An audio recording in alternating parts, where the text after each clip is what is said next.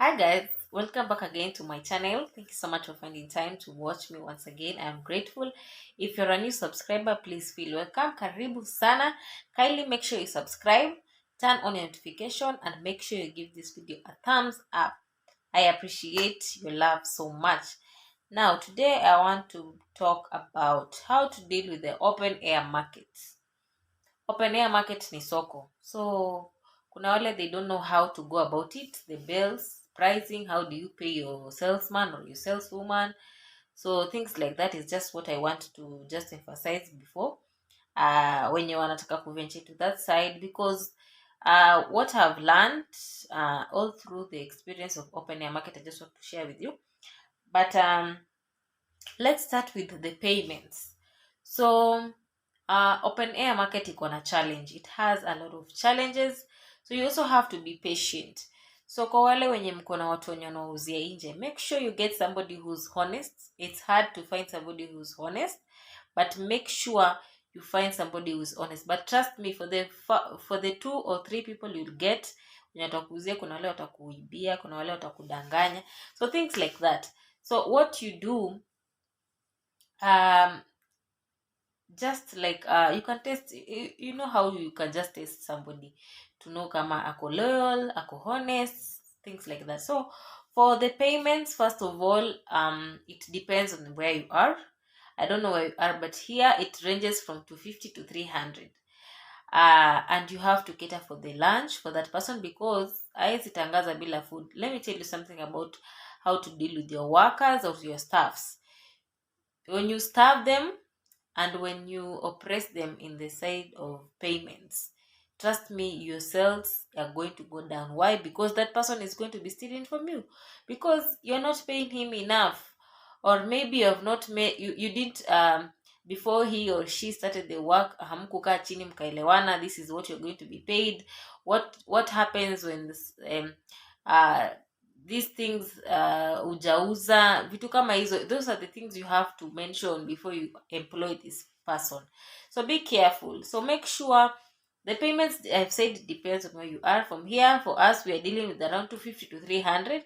You have to cater for the lunch, transport of that person, not from where he comes to town, no, from town with the mizigo mpaka mali anaenda. So that is how you just have to deal with these people. Just make sure you provide lunch, and after all of the bills you've opened, wameenda soko, wamerudi, make sure when that person comes, talk to him or her and explain, or maybe ask questions. Soko iko aje? What are people selling right now? It can even easily guide you to take the right bill. So be also friendly with those people, because they're the people who are in the ground. If you are that moody type of a boss, you'll not get through your staffs. And you need these people, regardless of how you see your staffs or your workers. You'll need them one day, because you are there. Mweye anaenda kutangaza soko, and by the way, hiyo kazi ya kutangaza sio rahisi. It is not easy. You have to use your voice. You have to use your voice to call people to come and buy from you.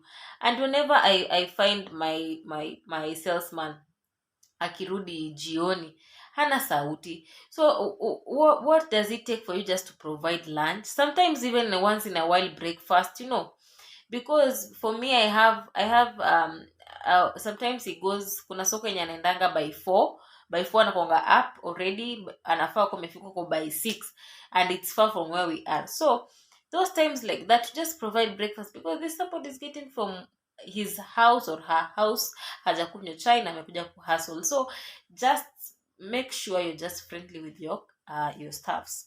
So I hope you've understood from the perspective of payments. Then the bills for open air market. Don't go for 23,000 bills. Don't go for 30k bills. Open air market, utarudi utalia, because niliwambia soko inapenda vitu ya hasara.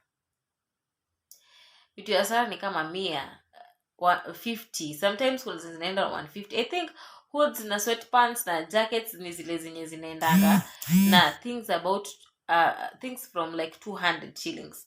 So make sure you go for the bills cheaper, from 10k there.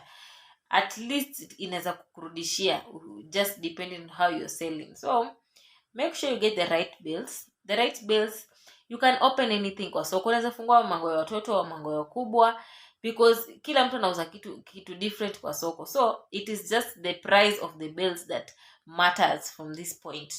So I hope you've gotten something out of the bills. Then the origins, it doesn't matter. Now, oh, Canada, soko haimati, because you're not targeting just one type of group. Kila mtu anakuja na akona nitasemaje, akona hiyo mindset ni nini anataka, ama ashajua nini anataka kununua. So don't be myopic ati unakwamilia bill moja ya origin fulani. Take whatever you get. If kama inatoa kitu mzuri, make sure umechukua, si eti sababu ni China. And trust me, right now China are they are very much ahead kwa kupackage, because hapo awali walikuwa wanatufinya sana na watu walikuwa wanachukua hizo bills. So hata zikikuja kwa container, there's nobody who's taking the China bills. So right now they have improved. For the pull neck that you've watched, that was a Chinese bill and it had plus size pull necks, na ni mrefu sio mfupi. Yes, so make note of that. Then for the pricing of pieces at the open air market, I've mentioned that open air market inataka vitu ya asara.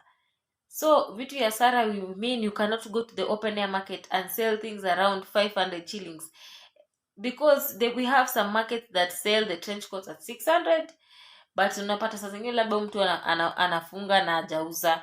Then unapata maybe mtu mwingine maybe anauza jeans, maybe trousers jeans at maybe 400, which is a fair price kwa trousers.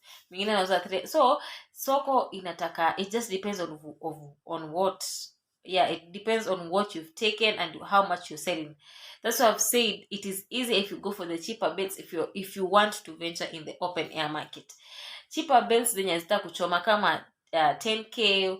Kuna ya sahi we have a top mixed tops for ladies open air market for 8k, but it doesn't mean that hiyo ya 8k pia hawezi uza kwa duka ama kwa boutique mali huko. What I do, I usually tell you guys, you remove, when you open, make sure you remove the cameras, at least you can sell them up, alafu zinabaki peleka soko. But sometimes you can also open, sort, count, know the amount of money you want from that mzigo, and it's easier. So make sure, and also I did mention, make sure those people who are selling for you at the open air markets umewahesabia nguo, wakirudi jioni, make sure you also confirm to be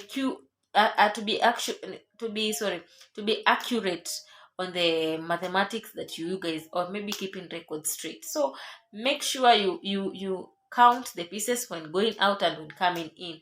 And please, if somebody has sold above your expectation, add a little bonus to give that person, yani umpatie nguvu, to give that person motivation. At least anaona boss wangu by the way ana appreciate kazi nafanya, ndio kesho ataamka na nguvu bado. Let me tell you, I usually tell you guys, those people who have come to my shop, I've stayed with I call her my manager. Sorry about that. I've stayed with I call her my manager for, this is I think the 4th-5th year if I'm not wrong, and we've grown together, and I'm happy that she learns a lot and very fast. So you should ask yourself, hizi miaka yote tumeka naye ni kwa sababu gani? It is just treating somebody right. When you take somebody as part of maybe your business or maybe your family, or you treat that person as your brother or your sister, you'll go for, because kwa ground atajua this is what Ivy wants, this is not what Ivy wants. So we are friends, we are sisters, and when it comes to business, I'm the boss and I'm not bossy, but you also have to put some things down for people to understand, and she respects that. So it's easy for you guys to be more open with your staffs. It's easy to get through them and know something, because let me tell you, ideas zinapatikananga mkiongea. So if you're that type of a person or a boss, unaingianga tu kwa shop ama kwa biashara yako, you don't greet people, umekam, you're just moody because yesterday you didn't sell. Sisi, imagine, I tell you guys, and most of you don't even believe, Sometimes tunaweza kaa from morning to evening, maybe unakuja kuuza around 5 or 6. It happens. There are some days like that you don't sell, and I usually tell you guys, just thank God for everything. Sio siku yenye umeuza peke yake. So mjipatie nguvu. It doesn't mean that ujauza ni fault ya huyo mtu. So that is how business is. That's when nawambianga, kama you are not meant for Mtumba, you are not meant for Mtumba. If you are a soft person, you cannot get through these challenges. So I hope you guys have been educated from what I've said. I love you so much. Mungu wabariki. Keep on subscribing. Ask questions. I hope that you guys open so many bells, because we're going to the election period, so we have to get money within these safe times. Yes, so meaning safe times, what I mean by safe time is, we know when we are going to elections, watu huwa hawaspend sana. So even right now mzigo pesa zinaanza kupotea because watu hawataki kuachilia mizigo zikuje. That is what I mean. So before that, we just hope that God gives us peace in this country, so that we continue doing our businesses. Keep on praying for our country, by the way, as you pray for your businesses, your clients, your husbands, your children. Remember also your country, because without a peaceful country we cannot do business. But we hope God hears our prayers, because He's a very merciful God. So thank you so much. Keep on subscribing. Nitawasema tu kwa heri kwa sahi, na yeah, we'll see you in the next video. Bye.